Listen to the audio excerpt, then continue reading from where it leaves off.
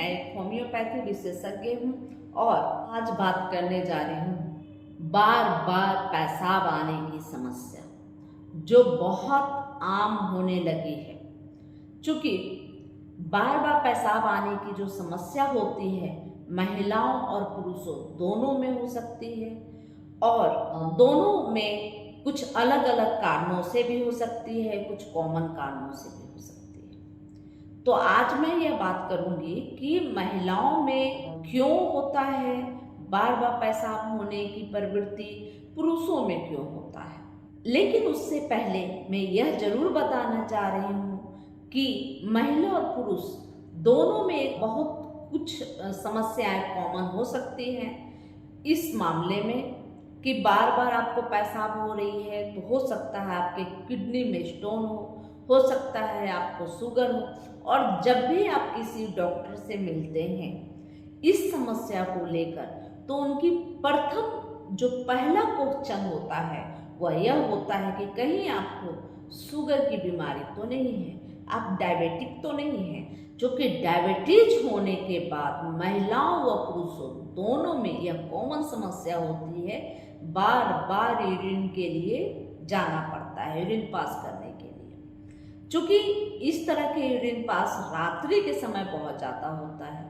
अगर आपने यह शुगर टेस्ट नहीं कराया, हो सकता है आपके फैमिली मेंबर में आपके माता को, पिता को, दादा को, नाना को, किसी को भी अगर शुगर की समस्या हुई है, हो सकता है आपको भी शुगर की समस्या होने की संभावना हो, जिसकी वजह से बार बार यूरिन पास के लिए जाना पड़ता है। यह हुई डायबिटीज, जो एक कॉमन समस्या है महिला और पुरुषों दोनों के बीच। इसके अलावा किडनी स्टोन होने पर भी महिला और पुरुष दोनों को यूरिन पास के लिए जाने का समस्या उत्पन्न होता है। ऐसे में यूटीआई एक आम समस्या है।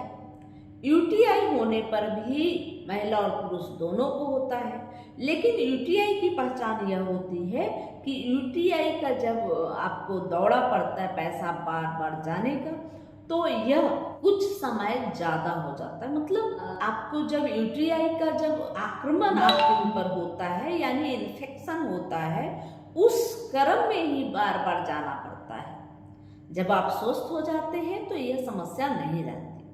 और दूसरी चीज यह है कि यूटीआई का जब पेशाब का दौरा पड़ता है तो उसमें आपको जलन भी संभवतः होती है। कभी कभी तो इतना ज़्यादा जलन होता है और इतनी ज़्यादा हालत खराब हो जाती है कि व्यक्ति को फीवर भी आ जाता है। तो यह यूटीआई की समस्या की वजह से महिलाओं और पुरुषों दोनों को यह समस्या हो सकती है। लेकिन यूटीआई खासकर ज़्यादातर महिलाओं को ही होती है, क्योंकि महिलाओं में जो शारीरिक बनावट है, जो यूरेथ्रा का जो साइज है वह छोटा होता है, जिसकी वजह से संक्रमण फैलने की संभावना ज़्यादा होती है। इसलिए महिलाओं को यूटीआई की समस्या ज़्यादा देखने को मिलती है, जबकि यह समस्या पुरुषों में भी होती है।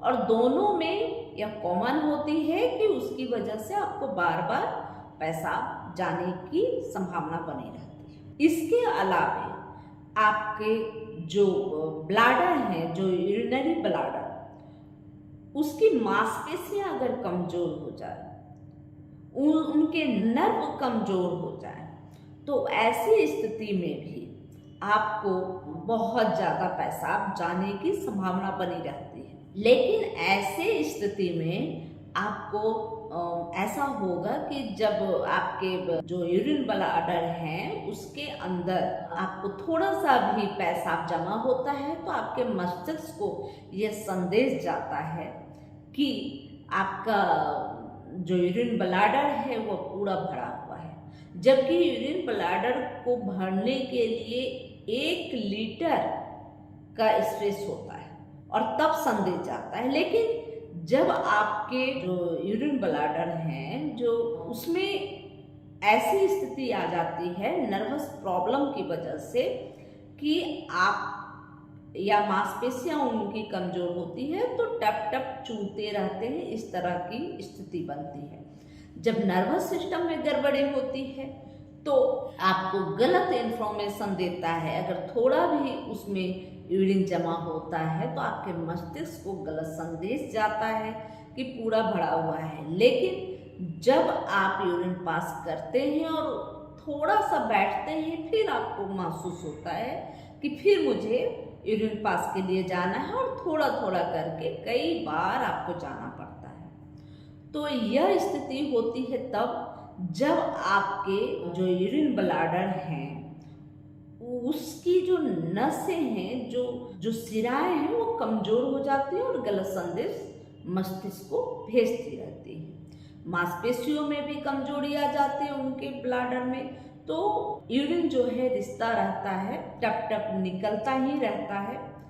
और बहुत सारे मामलों में यह भी देखा गया है कि आपको किसी प्रकार का चोट लगा हो या सर्जरी हुई हो पेट के अंदर या कहीं भी, तो उसके बाद यह स्थिति बनती है। और पुरुषों में एक ऐसी समस्या होती है कि जब कोई पुरुष व्यक्ति 40-45 के होते हैं तो उनका जो प्रोस्टेट ग्लैंड है वो एलार्ज होने लगता है, वो फैलने लगता है, जिसकी वजह से भी आपके जो यूरिन ब्लैडर पर उसका दबाव पड़ता है, असर पड़ता है, जिसकी वजह से आपको बार बार पेशाब जाने की प्रवृत्ति आ जाती है। इसके बाद महिलाओं को प्रोस्टेट ग्लैंड तो नहीं होते, लेकिन उनके अंदर जो आपके ओवरी होते हैं, ओवरी अगर एलार्ज हो जाए किसी कारण से, ओवरी में फैलाव हो, ओवरी में ट्यूमर हो जाए या ओवरी में किसी भी तरह की समस्या उत्पन्न हो जाए, जैसे प्रेगनेंसी के वक्त ओवरी में जो प्रेगनेंसी के वक्त जब ओवरी फैलता है, एलार्ज होता है, तो आपके ब्लैडर पे इसका दबाव पड़ता है और उस स्थिति में बार बार पेशाब जाने की स्थिति बनती है। कभी कभी देखा गया है कि नवविवाहित महिलाओं को भी इस तरह की समस्या होने लगती है। तो हमारे होम्योपैथिक में इस समस्या के लिए सिम्टम बाय सिम्टम दवाइयाँ हैं। चूँकि हमारे होम्योपैथिक में कोई दवाई ऐसी नहीं बनती जो किसी बीमारी के नाम पर बनी हो। मुझे बार बार पेशाब जाना पड़ता है तो एक दवाई कोई निर्धारित है, ऐसा कुछ भी नहीं होता।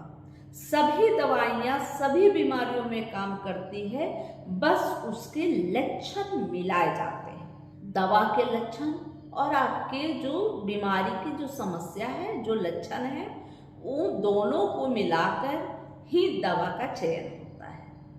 और जब दोनों को मिला दिया जाता है, दोनों के लक्षण को जाना और समझा जाता है, वो दवा आपके लिए 100% कारगर होती है।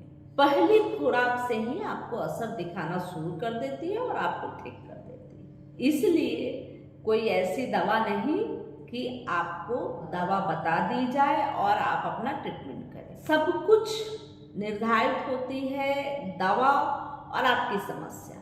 चूँकि मैं आपको बताई कि हर तरह के प्रॉब्लम के बाद आपको बार बार पेशाब जाना पड़ेगा। जैसे अगर आप शुगर पेशेंट हैं तो आपको बार बार जाना होगा।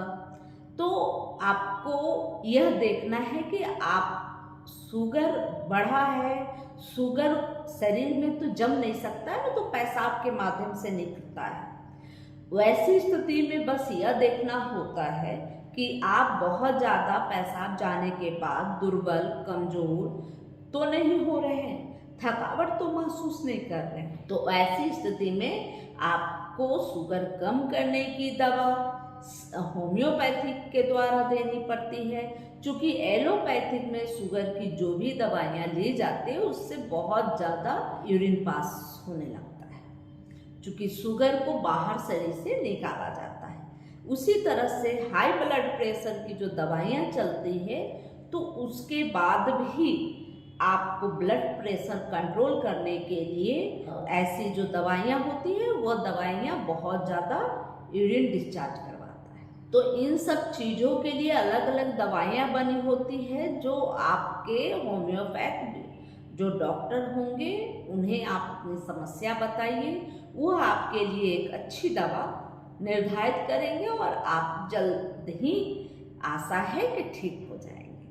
अगर आपको यह समस्या है तो आप जितना जल्द हो सके अपने डॉक्टर से संपर्क करें। यह जानकारी अच्छी लगी तो लाइक करें और सब्सक्राइब करें, बेल आइकन जरूर दबाएं। जय हिंद, जय भारत।